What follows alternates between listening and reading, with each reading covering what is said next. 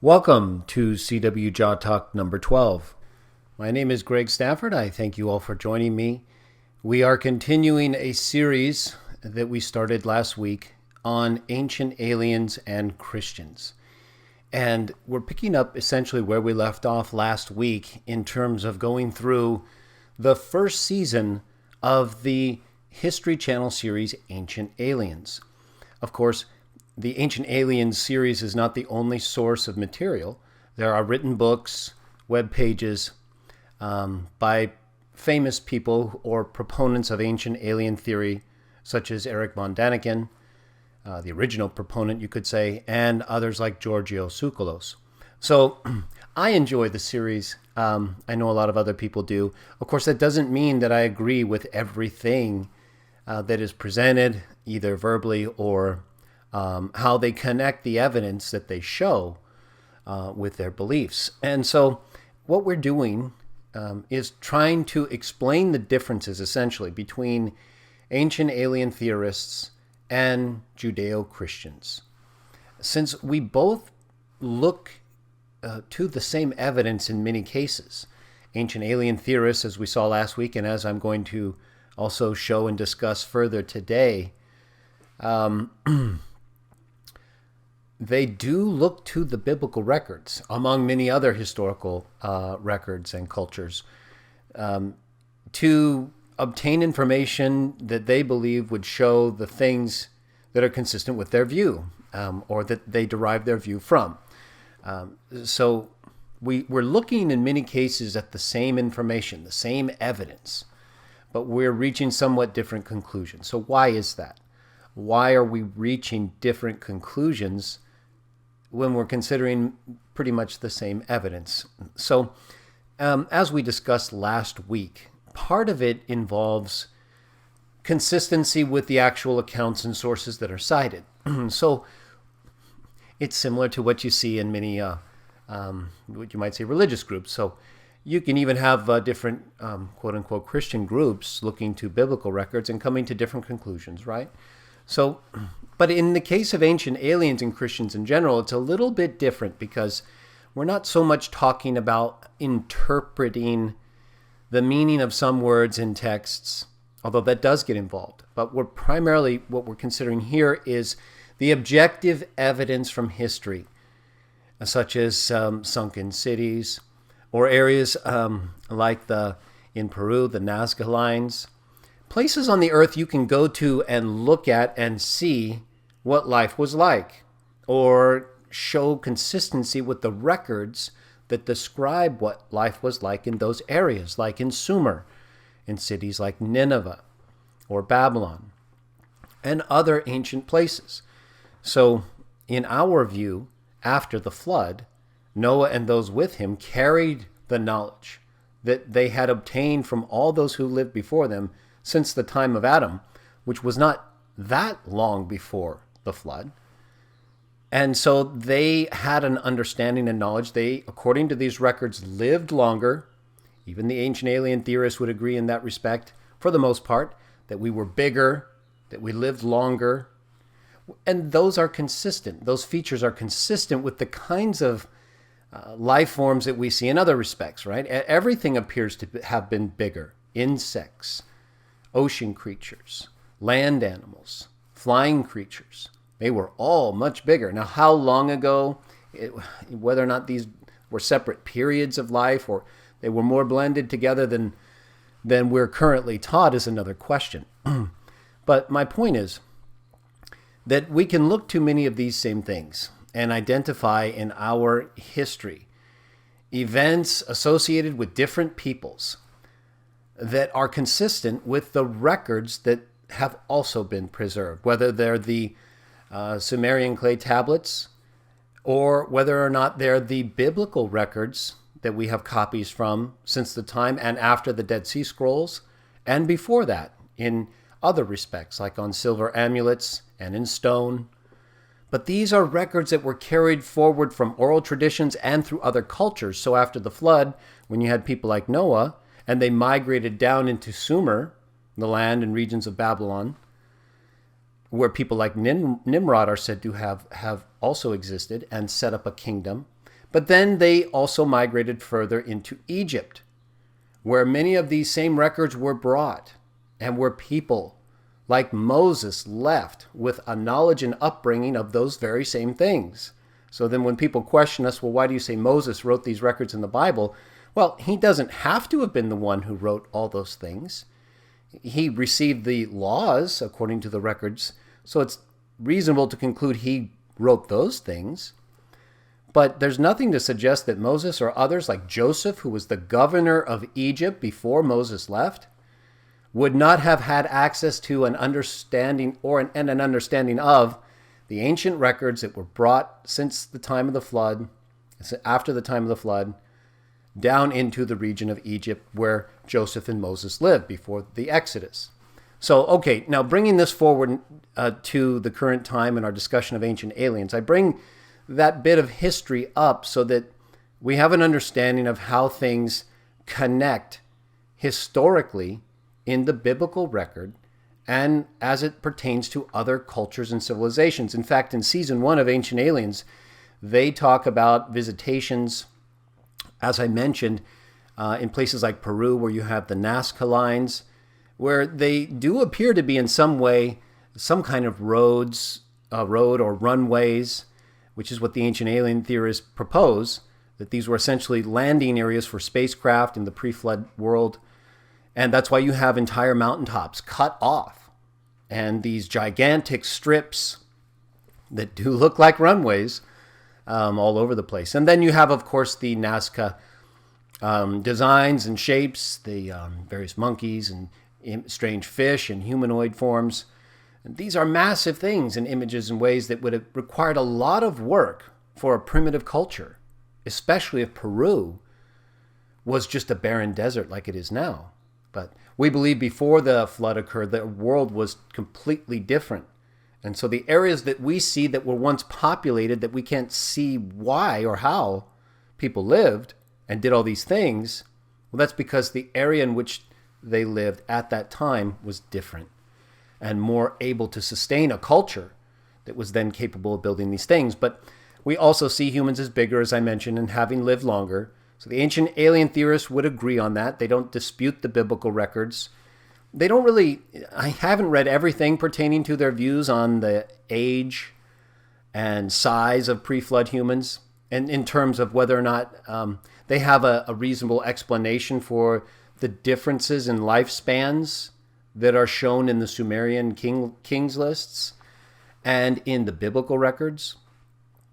But the fact is, as I've said and written about elsewhere, the biblical histories involving the pre-flood peoples and their lengths of lives is consistent with the dates that we can reasonably assign to things like metallurgy, actual writing, and astronomy.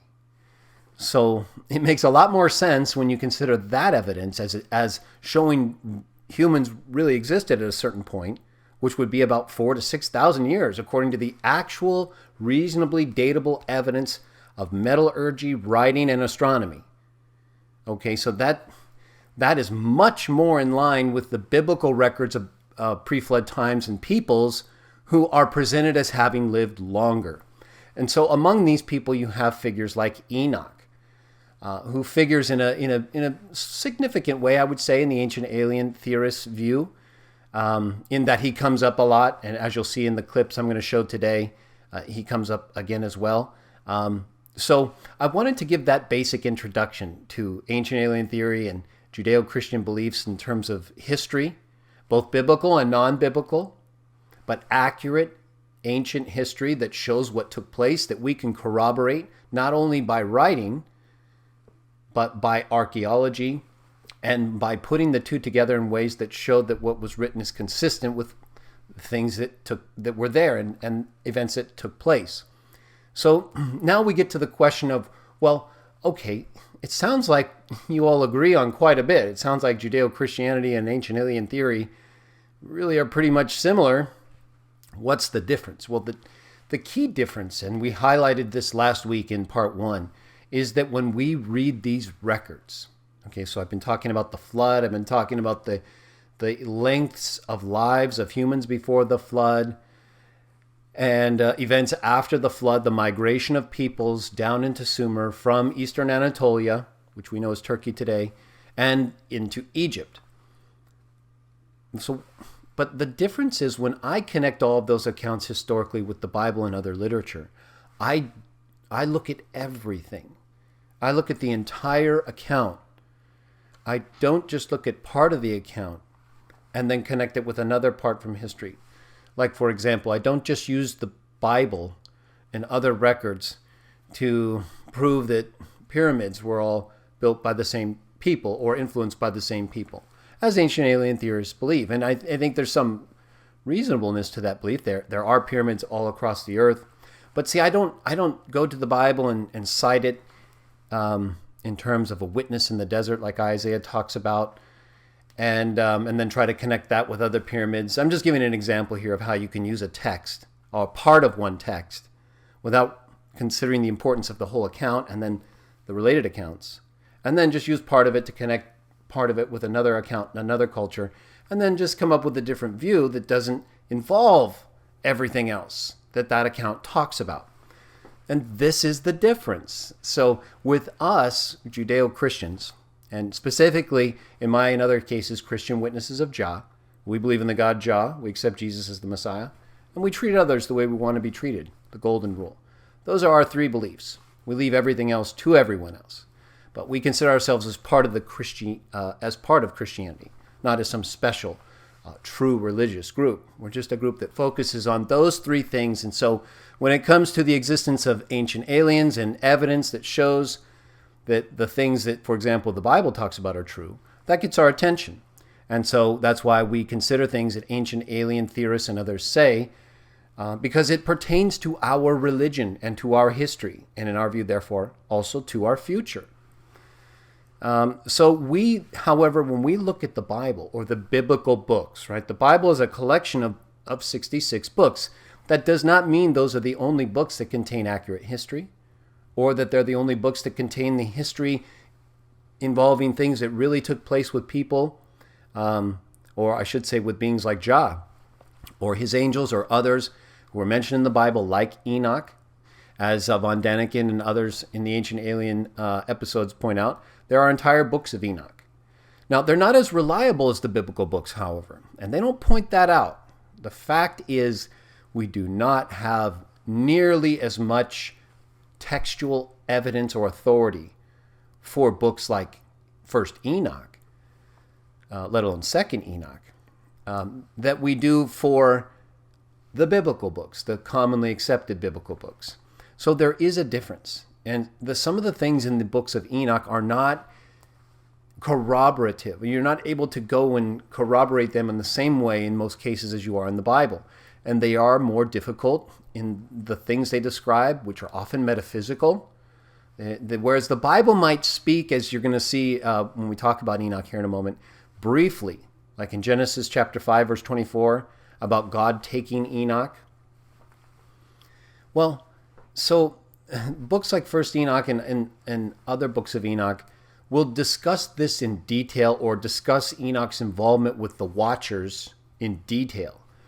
And so the Bible is, in many cases, not getting into the details of the metaphysical relations between people. Even in the New Testament, when people like Paul talk about having gone to the third heaven, he doesn't get into it. He doesn't even want to really seem to talk about it. He's bringing it up in relation to the outpouring of Spirit at that time, which established the Christian religion, in our view, changed the world. But I'm using it as an example. You don't have to believe that account. My point is that whether it's in the book of Enoch and in the biblical account involving Enoch in Genesis, or in another text in the New Testament involving someone else, unless it's like a book of Revelation where there are a series of visions given to a person like John, who was Jesus' beloved disciple in our view, to show what was to take place. You don't have to believe in that book, but I got to tell you that many people who don't believe in it sure use a lot of the imagery. There's a lot of beast and 666 imagery, which is directly related to the Bible. So, well, people can use it and not believe it. That's true. But the fact is that they're accepting it in some way as something to use. They're just, in our view, not using the right things or parts of it. And that relates to the ancient alien theorists. We don't necessarily see them in the same way, but their view or interest is more in the type of technological realm of things, and the association of these aliens, which in large part they would view as superhuman beings, flesh and blood. At least people like Tsoukalos would. Others maybe not so much, but primarily you're going to see that they view them as more like us in a more developed way, and so we're sort of following in their own, in the same pattern, or they've established us as sort of that kind of seed to be in their image in that sense. And so that's how they also connect it with things like in Genesis, where God says, let us make man in our image. See, they accept that in a way, and they just view it as according to the alien theory, as a bunch of superhuman beings. But you see, they don't, again, highlight the actual full account involving things like Adam and Eve's. They'll talk about the fall. But the idea of sin and the idea of death resulting from the fall isn't carried through and highlighted, for example, and then connected with the coming of Jesus as the Messiah to redeem us from the sin and death that every single human goes through. They see the fall, or Adam and Eve, or Satan, who they see as a reptilian type being, which I think is reasonable as well. A lot of people see it as an actual snake. I don't think that's necessary, like we see crawling around today. Even the Bible suggests a change in his physics or metaphysics. But again, it's difficult to say when you're talking about spiritual beings, and a lot of what ancient aliens do is just that. So they would see certain things like Ezekiel's chariot and think of it as evidence of a technological machine.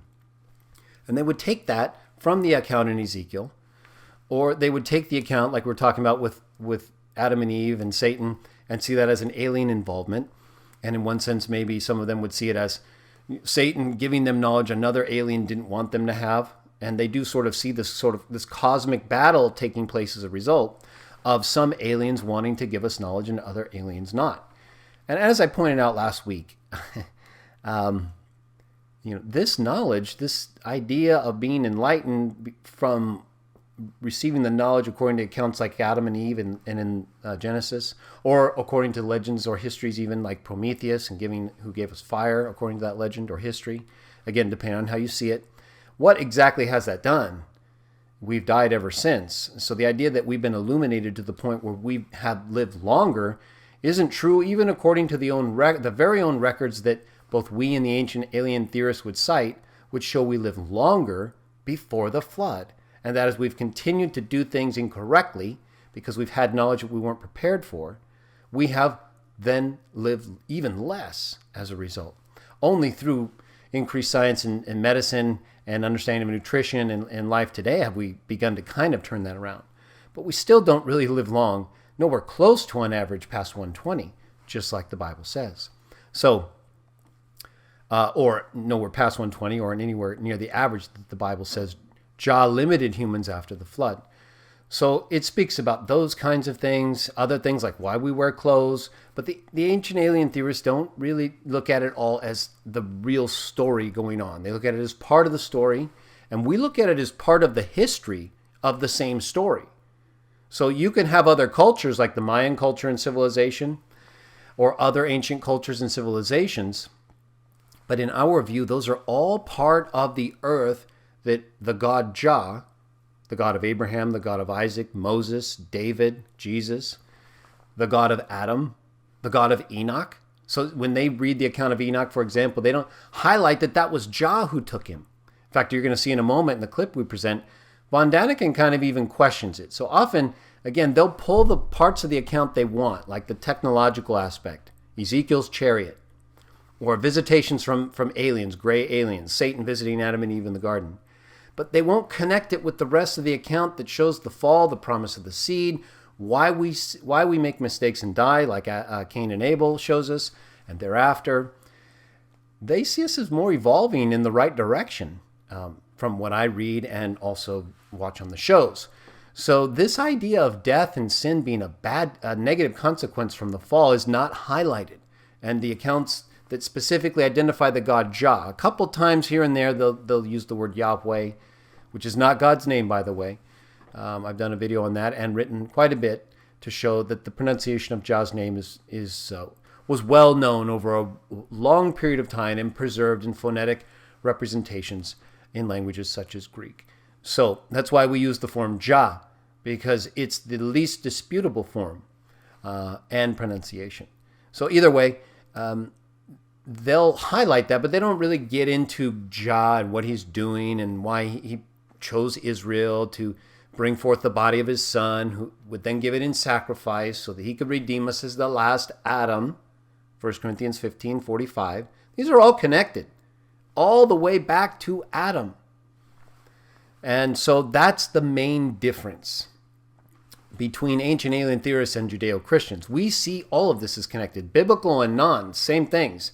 They see things from these things as connected, but they don't go into the detail of what's going on.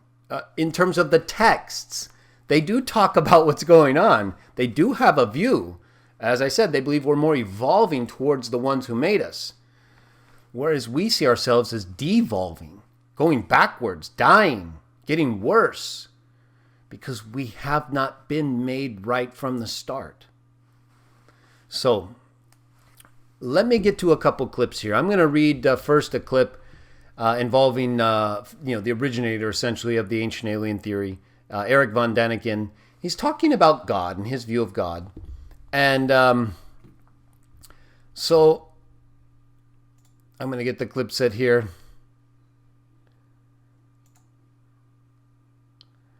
Okay.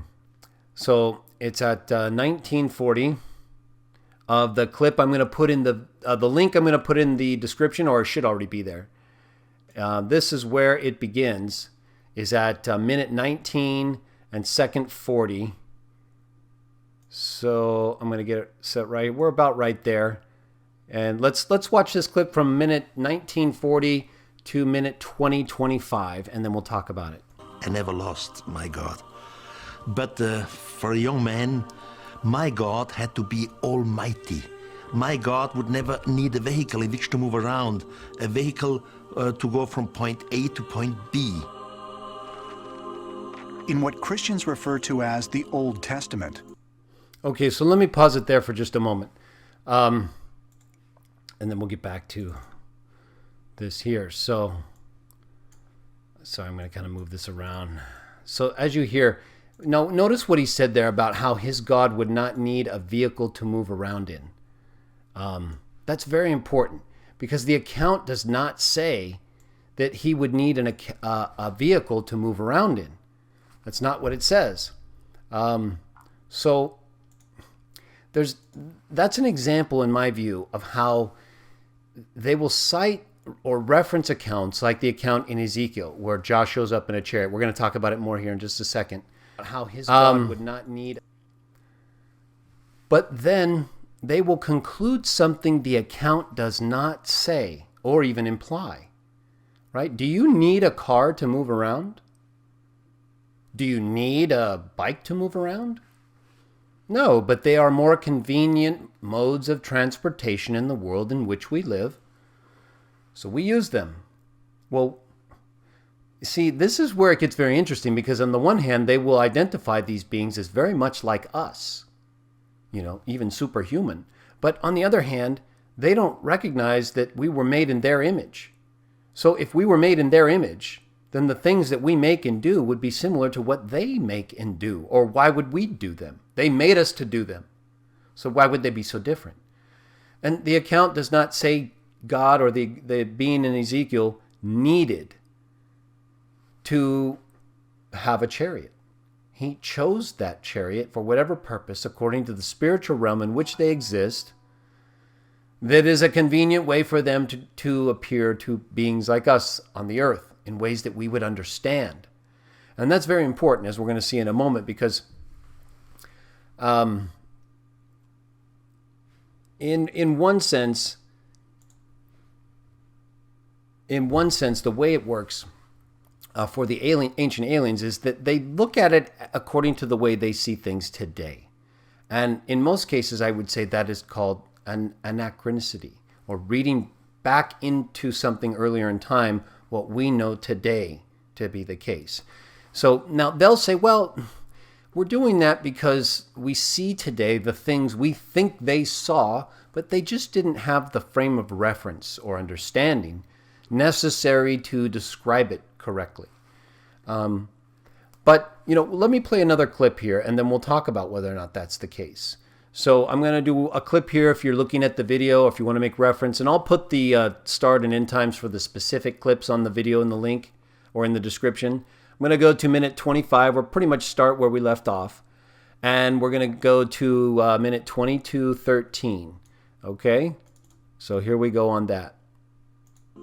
There are in fact several accounts of God and his angels visiting the earth. Sometimes these visitations are accompanied by tremendous noise and clouds of billowing smoke. In the book of Ezekiel, for example, the prophet claims that he witnessed a visitation by heavenly beings coming down from the skies aboard a fantastic flying machine. As far as von Daniken is concerned, it's a highly detailed description of an alien sighting. This is incredible. Ezekiel not only describes what he sees, he also describes what he hears. He describes the whole thing as being the splendorness of God. The prophet also details several four-faced winged creatures who appeared in the likeness of men and who traveled upon a gleaming wheeled device.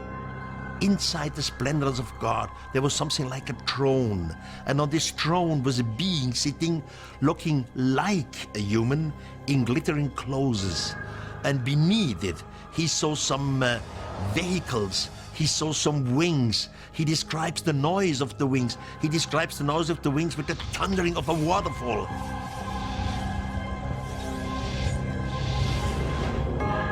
Ezekiel saw his wheel within a wheel.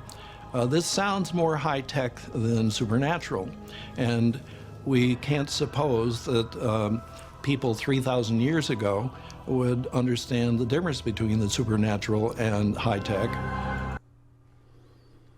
Okay, so let's come back and talk about this for a moment. So, get me back on the screen here. All this is a little bit new, so a few things may pop up here and there, only because in some cases I'm still experimenting a little bit with the screens and menus, but I want to make sure I get the right information in the right place. And so in this case, the clip we just saw, if you'll notice, they kind of express an uncertainty about whether or not, as I mentioned, these ancient peoples like Ezekiel had the proper context of we'll say machines or just understanding to be able to describe what they saw as anything better, like wheels within wheels or as having eyes all about. But then the question is, did they know what an eye was or not? They also describe different beings as having faces of lions and bulls. Did they know what a lion or a bull was or not? And these are not things that were uncommon to them, that they used in ways that their expression should cause a lot of confusion. Now, it's possible, though, if you look at headlights and you consider that they would use eyes and still have a difficulty seeing whether it was an eye or a headlight, as far as the light brightening them. But they get descriptive in ways that wouldn't suggest being blinded to that extent. Still, it's difficult to say to what extent they could further describe these things in a technological way that the ancient alien theorists would say is essentially a UFO. We're looking at a flying spacecraft. We're looking at a metallic machine. The references made are even to various metals that the machine and to various sounds you would expect the machine to make, like thunder or a loud engine. So their position has some sense to it in that we don't really know what it was. It either was some kind of technological machine that we just don't understand in a way that's beyond our level of technology, which would be basically the ancient alien theorist view, or we are dealing with a metaphor or a vision, a representation something that is something else, spiritual. It's the only way we know it, and that it is communicated to us in records like the Bible is as spirit. And spirit in the Bible is contrasted with flesh and blood, and bone. So it would be in conflict with the idea that spirits have flesh and blood. Not that they couldn't take it on or manifest it, download into a human form. We can almost do that, according to some. We're talking about their normal mode of existence. And so to the extent that Jah, in his normal mode of existence, we're talking about Jah because that's the God of Ezekiel. This is not some unknown alien. He is named all throughout the account. And that's another issue or item where we would say the ancient alien theorists aren't looking at the whole account. As I pointed out last week, the whole account goes on to explain the purpose of Jah visiting Ezekiel was not just to show him how to measure the temple, but to send him to the rebellious house of Israel, the ones to whom Jah had given a set of laws and covenant through whom he was developing a seed that he would bring forth in fulfillment of what he told Adam. So he was sending Ezekiel to warn them that they were transgressing him in ways that were unacceptable, just like he did to the whole world before the flood, but in a way specific to his people. See, so now Jah was dealing just with Israel, really, and through them other nations. But this was his chosen people. The other spirit sons of Jah had been allowed to choose other peoples, according to books like Daniel and other historical records. Even Satan was allowed to do things and is still allowed to do things and is called the ruler of this world and not just of one nation. And so, in any case, when we discuss accounts like this involving Ezekiel, that's the question. Are we dealing with something real, physical, and technological that's just beyond us, above us? Or is it a representation of something else? See, so if, according to books, accounts where, for example, Jah says that you cannot see me and live, or like in John, where it says in John 1:18, no man has seen God at any time, they would have to show themselves through some other form or representation. Even when Jah or his angels appeared to Moses, it was through what? A burning bush. So the bush wasn't really on fire, though. The very account says that. So what was it? It was a representation. It was a representation of something else that we would understand in some way, so that we knew what it was about, that it was to be taken seriously, that it could cause great damage, but also be a light and a safe place. It certainly was to Moses at that time. So in the case of Ezekiel, let me play an additional clip here where... Now let me make one other point, though. So you have things like where you have chariots of fire being described in the Bible, or chariots like this in Ezekiel. But what if we saw something... What if they had our vocabulary? So if we saw something today, people do describe spacecraft, saucers. They're not really described in these ways, though, right? I mean, can you think of an account? This would be my question to ancient alien theorists on Ezekiel. Where is there an account today of someone having an alien visitation? Anyone, an actual visitation either in their home, on the road, out on the open sea, and they saw something like this? Nowhere. So there's something different about this vision and in other visions that isn't consistent with the kind of experiences that we hear about today, or that I would argue we often ever hear about. So there's something different here, I would argue, going on. And in any case, it's not necessarily important that we fully understand every detail as far as whether it's physical or spiritual. Again, for us, the main issue is, why was it here? It was not just here to help them build a building. The building had a purpose. The purpose of the temple was ultimately to worship Jah, just like the ark was there to show his presence with the people, just like the tabernacle tent with the Israelites in the wilderness, just like his son. So these are ways in which Jah is with humans today, or in times past, that we read about. And Ezekiel was one of them. And so there are different forms and representations we are given, whether it's a burning bush, a chariot in Ezekiel's case, that aren't as consistent or even consistent at all with the alien accounts that are often attributed to gray alien visitations or other similar flying saucer UFO forms. Those are much more purely metallic and discernible, right, in ways that don't require this type of metaphorical expression. In any case, the chariot vision of Ezekiel was even used by NASA scientists, as the ancient alien theorists point out, and as we showed last week, to create propulsion systems or part of their space equipment. So there's a lot going on here. We definitely do not want to ignore these accounts, but to get too caught up in just whether it's real or spiritual, I think would miss the point that it's about the God Jah. And it's about coming to his people so that they were more prepared to deal with him going forward until the Messiah had come. Okay, let's take a look at another clip here starting at minute 25 and second 33. And let's take a look here. But not how to build further or advance a specific culture. Can we liken Ezekiel's chariot to a UFO? The ancients used myth and metaphor and images to describe their experience of God. I think what we don't want to fall to is a type of fundamental literalism. The stories of the Old Testament emerge out of the people of that time, out of their own context, to make sense of their experience of God. We can gain insight by reading the Old Testament and reading about Ezekiel's chariot, but it's not to draw a strict analogy between his chariot and a UFO. Okay, and I would agree with that in terms of the account not being there for the purpose of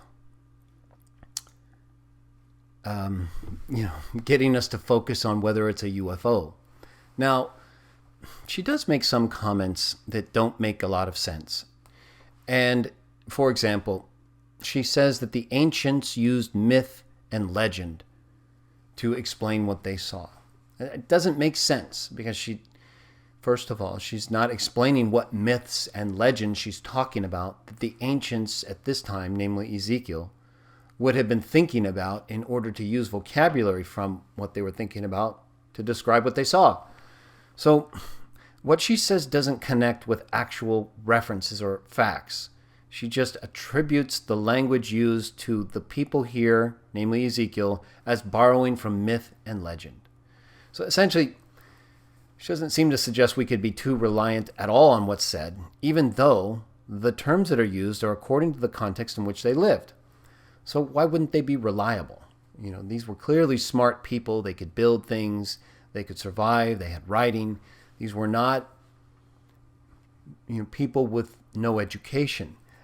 So the descriptions that they give are probably difficult to some extent because we're not able to fully explain what we see when we're seeing spiritual things. We can only be given metaphors or figurative visions with figurative images in ways that would help us understand something about what exists. So it seems to me that everything that we are shown in the Bible when it pertains to these spirit beings is a metaphor, unless fire is really what they are on some metaphysical level, because they are described as fire. Even Jah is described as the father of spirits, and spirits are described as fire in Psalms and in Hebrews. So, and the representations like in Exodus involving the burning bush. So if that's the case, then there would be a consistency. But otherwise, as far as we know, our actual knowledge of metaphysics is limited. So if our knowledge today is limited, why would we expect Ezekiel's knowledge to have been any better? We shouldn't. So it's not a big surprise that he had a limited way of expressing what he saw.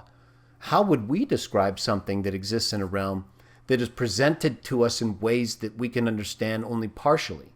Because we can't see into that realm. If that realm involves fire or anything like that, you can't look at fire and make out images and shapes in ways that would make sense to you as a human creature. They would have to condense or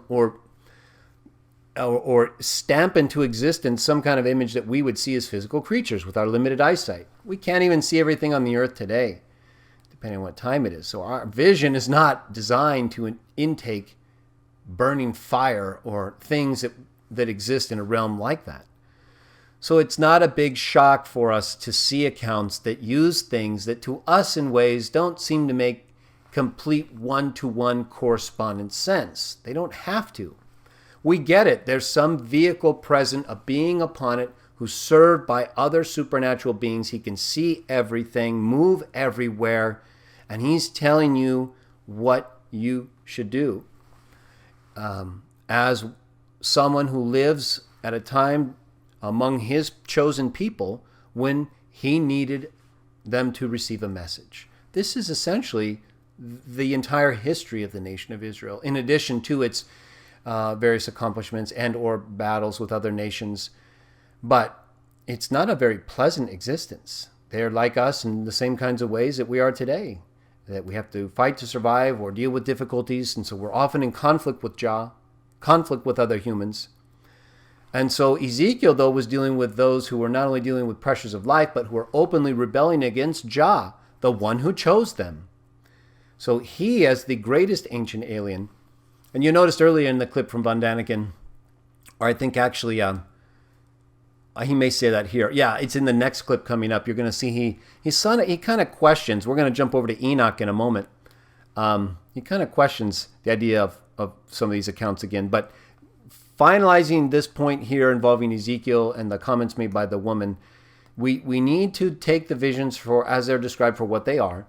But if we're dealing with things that are beyond what we are, we should not expect a one-to-one correspondence. And so if that's the case, then today, like I said, it doesn't make sense when we have more descriptive accounts that are inconsistent with the things that are written about before time.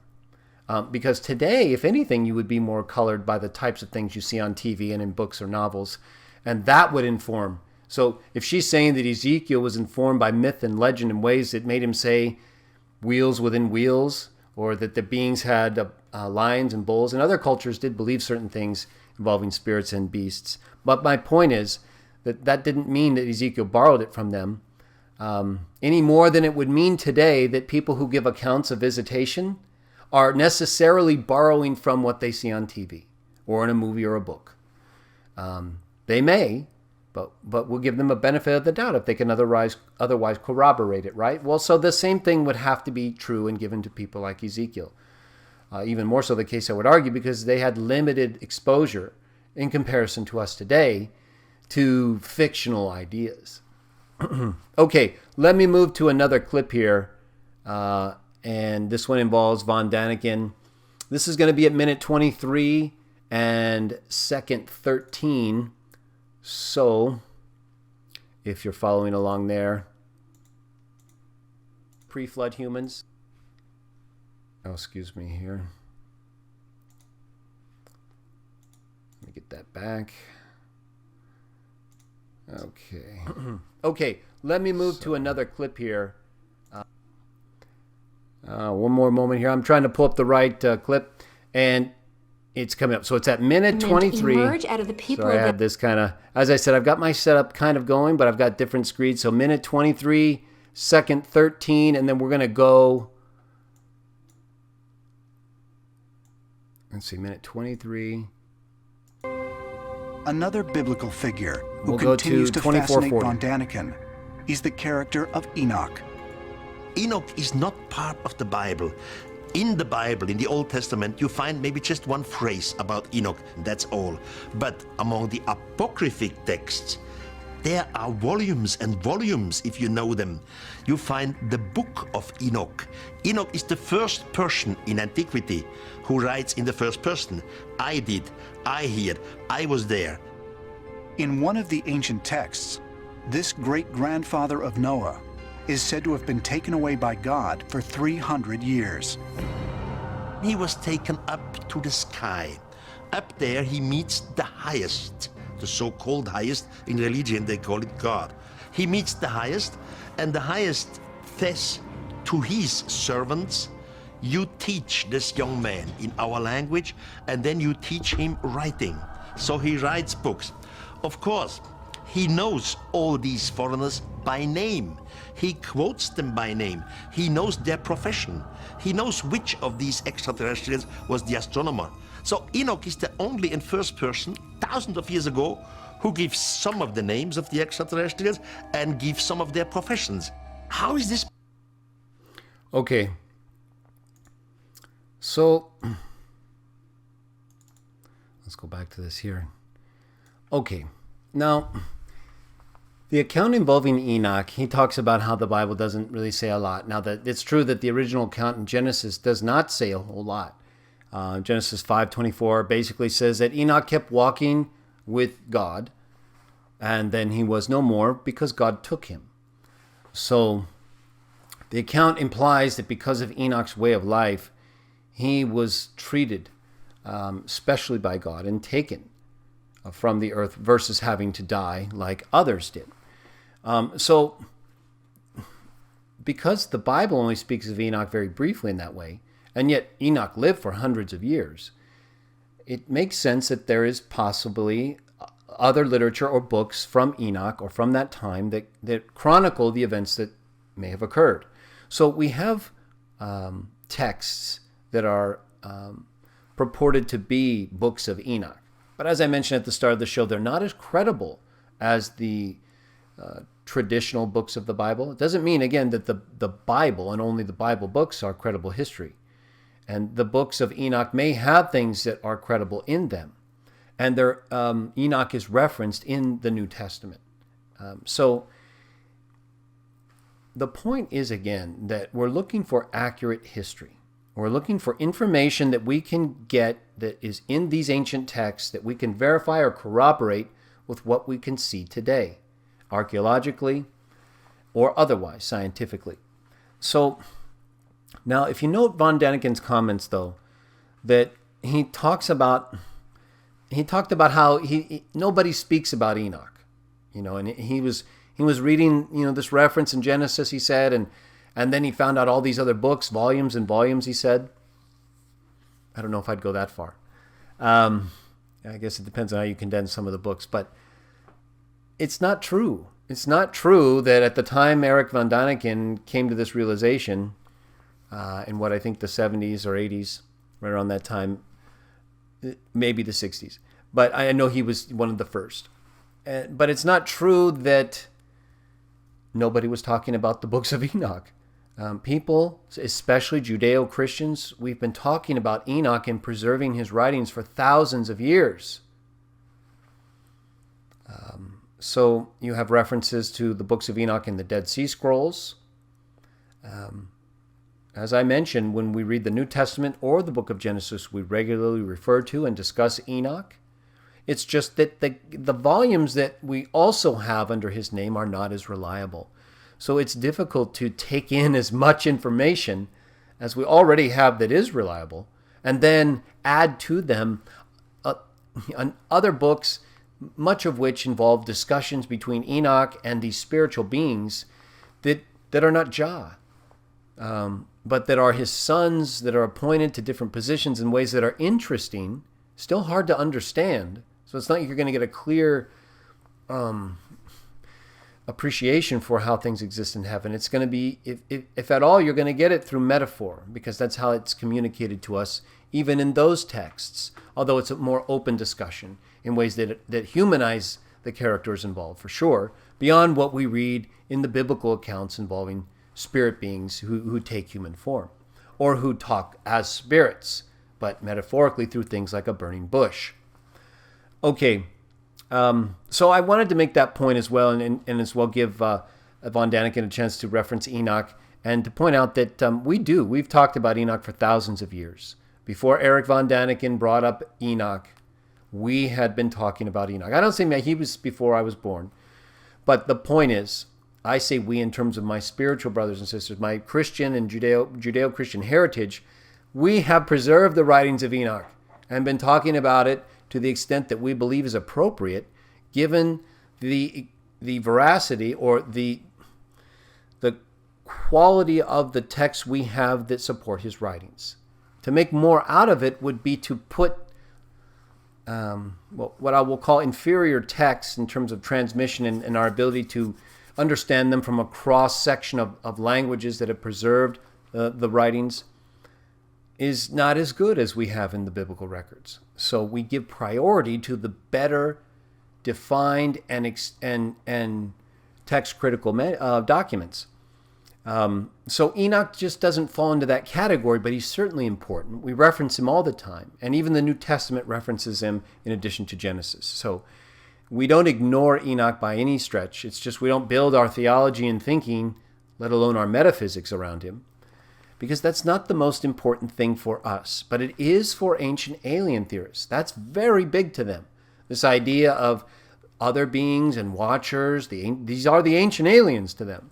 And they're very interested in what they're doing, how they're a part of it, how we're a part of it, and the cycle that we're in.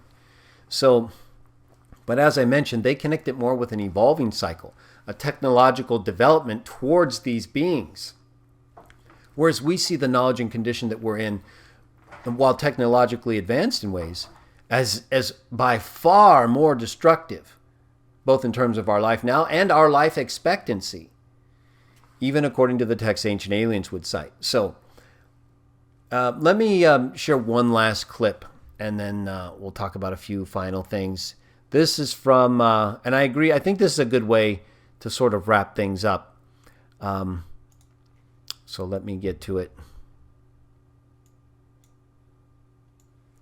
I want to move this over here, and like I mentioned, sometimes the screens are a little difficult. Let me just check and see which one's up. Okay, so that's where I am.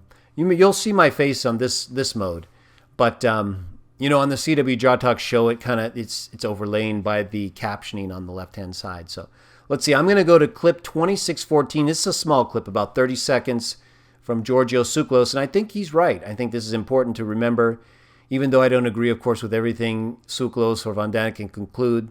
We're working our way through their beliefs and the evidence that they have for it, both that is consistent with our view and not.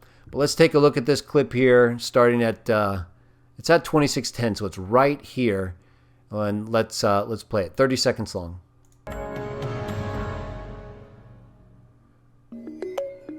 When all of these stories were written down, writing was a fairly new invention.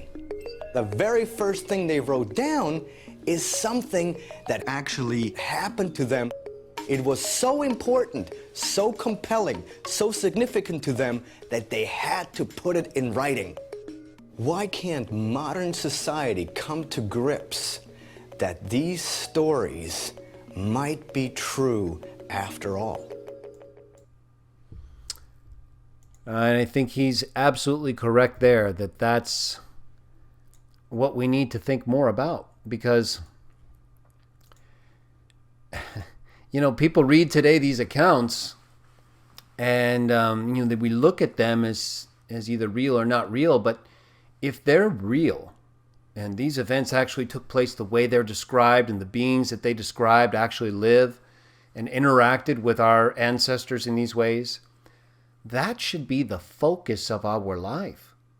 I mean, that should be our primary objective, to determine where we fit in with these alien beings, with these superhumans that in ways that we see as spirits who made us. And so the ancient alien theorists would see them as superhumans and or spirits who made us. The method of making us is sometimes different, although again, as we've shown and in future episodes we'll show, they do cite biblical accounts like in Eden, and even defend its actual existence, like showing satellite imagery of the 4 rivers that the Bible talks about. But they'll then discuss the potential for Eden to be sort of like a laboratory, really, in a more literal sense than you might think, in that it's more like a genetic breeding ground, where these aliens intended to produce the type of species that we see around us and that we've seen historically. Whereas we see this is the byproduct of our choices in contradiction to the aliens who made us.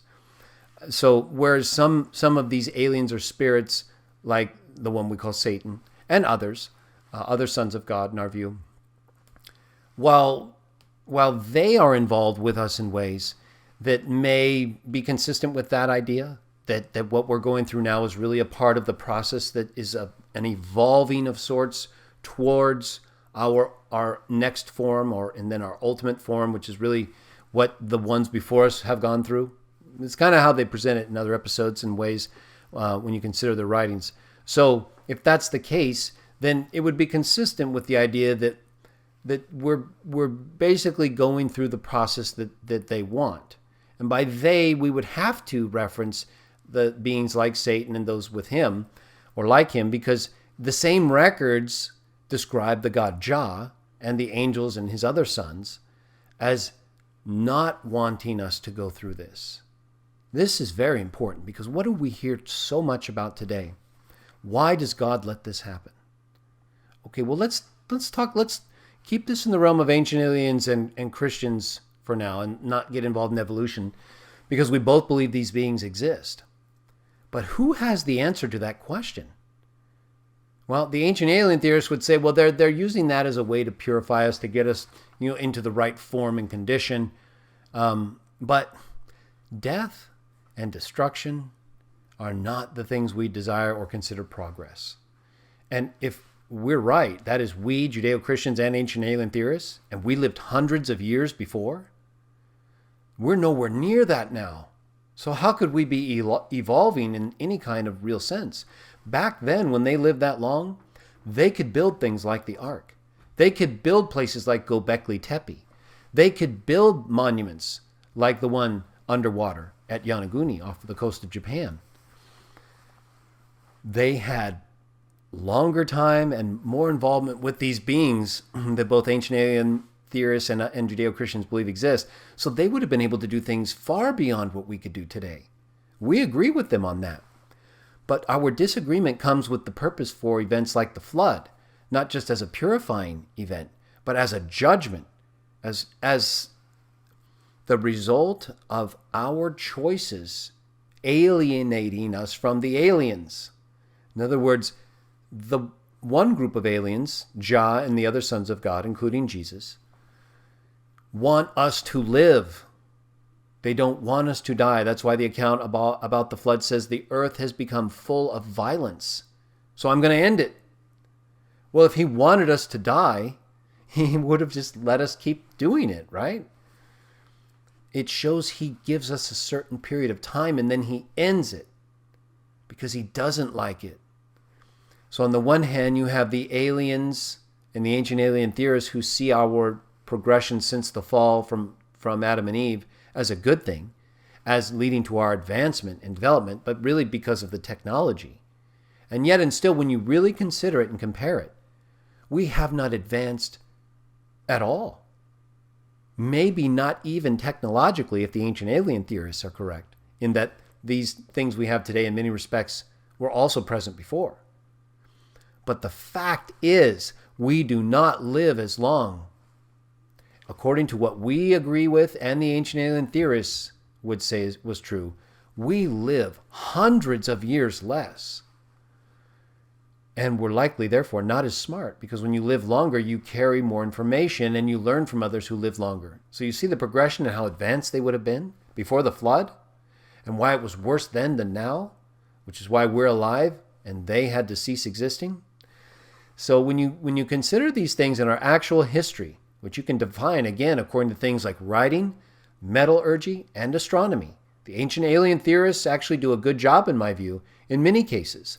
Although when it comes to the flood, and that's what we're going to talk about next week, we're going to talk about the evidence for the flood that are shown in the ancient alien series and in their writings, and also their views about it, and how they in one sense, they cite the accounts, they seem to agree with it, they see it as supernatural and as a kind of judgment, but then they view it as more along or in harmony with or in association with natural geologic processes, like the Ice Age, unless they're going to agree that the Ice Age was brought about after the flood in an artificial way by these very same aliens they would agree with, in most cases, caused the flood. Some ancient alien theorists might disagree and think of the flood a little bit differently, but most of them see it as an actual event according to how the Bible described and how it is described in other ancient legends and texts. So, but it's really, why did that event occur? Who caused it to occur? Not just some aliens, not just to purify a race of humans and reset and start over again to make it better, because that's not what's happened. It's better in the sense that they weren't killing each other as much so that they would have ultimately extinguished themselves, like we could if we wanted to today. But it's not better in the sense that they live longer and know more. They just escaped. They got away from a world that was condemned because of its excessive involvement between gods and men, sons of God and humans and daughters of men, and the Nephilim and the hybrids, the giants, all these things we see and read about in these ancient legends, and that are consistent with things like dolmens, which appear to be giants' graves. And when you really look at those, the only purpose they have would be to prevent you from digging something up. I'm not saying this is a fact and it proves giants existed. The ancient histories are pretty clear and consistent on that, though. But the dolmens are an interesting structure. We'll talk about that again another day as well, since the ancient alien theorists do talk about giants and the dolmens. But I think the dolmen structure, when you look at it, if you remove any of those stones, it becomes a peril. It's just not easy to do. I don't even know if it would be possible. And if you tunneled under it, it would collapse you. So those dolmens deserve, I think, a closer look if people haven't already. The ancient alien theorists, like I mentioned, do it on some episodes. So we'll talk about it in future CWJah Talk episodes. But, this is part 2 of an ongoing series where we're going to investigate some of the claims that ancient alien theorists make and the alternative ideas they have about certain biblical and other accounts. So for us, things like Ezekiel involve metaphorical representations of spiritual things that may or may not be an actual physical thing. But for us, it doesn't appear to be that way, since it's a vision and is described in ways that are more consistent with someone trying to make sense of what they don't understand. Not because it's a technological machine, because that wouldn't, where would a lion's face and a bull's face come in that respect? Or, again, the eyes and other things that they use that suggest a real living thing. So in other words, what I'm suggesting is the chariot is described as surrounded by beings and as made up of things like eyes that are alive. Right? When you see an eye, what is an eye? It's alive. When you see a headlight on a car, it's not alive. It's just a light. Well, they know what a light is, right? So why would they use eye and not lights all the way around the wheels instead of eyes? They knew what an eye was, right? So that's what I'm getting at. The ancient alien theorists would have a hard time with that in some sense, because how do you get the eye as part of a machine, a technological machine? So for us, it could be either some kind of super organic cosmic machine, kind of like the way the earth is sort of a living thing. And so maybe Jah's chariot, when he comes into the physical cosmos, he actually can get on a physical living thing that's alive, that has eyes all along the apparent wheels. Or it's a representation of what he's actually doing or using. Not because he has to. The account doesn't say he has to. We don't have to use what we use to get around. We just do. And Jah can do it too. If he made us so we can do that, why would we be critical or think that's unusual? That Jah uses something to get around in the cosmos with. Or that he would use a representation of a vehicle to express to us that he's coming to us from some place. The same way we use vehicles to go from one place to another. So it's important that we not read too much into these accounts. But it doesn't mean we can't try to figure them out or use them in some way like the ancient alien theorists do. It's just that they go a little too far in our view in terms of defining with more certainty than the accounts warrant that these are actual machines like we see today, and or that are described by people who have accounts that are modern or more recent times, a few of which are ever similar, like I said earlier, to what we see Ezekiel describing. So that's good. And we got into a little bit of Enoch today. We're going to talk more about Enoch, but I wanted to bring him in a little bit just to introduce him, because, a lot of these shows, if you've watched them and as you'll watch these videos, they overlap. So you could have one show on one subject, but in that show they'll talk about something that actually goes to another show.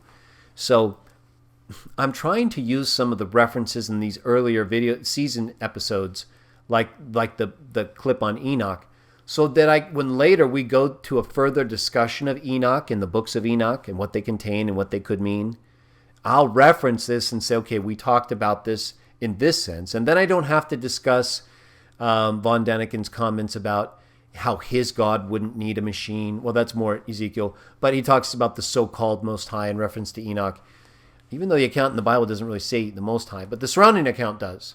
So the question would be, does von Daniken accept the surrounding account? If the surrounding account that presents Enoch, that he believes it was true, a real person, says that the Most High took him, well, why express doubt over that? If that's what the account you accept as historical tells you, why are you questioning that part of it and not this part? And again, that all ties back to the fundamental difference, in my opinion, between ancient aliens and Christians.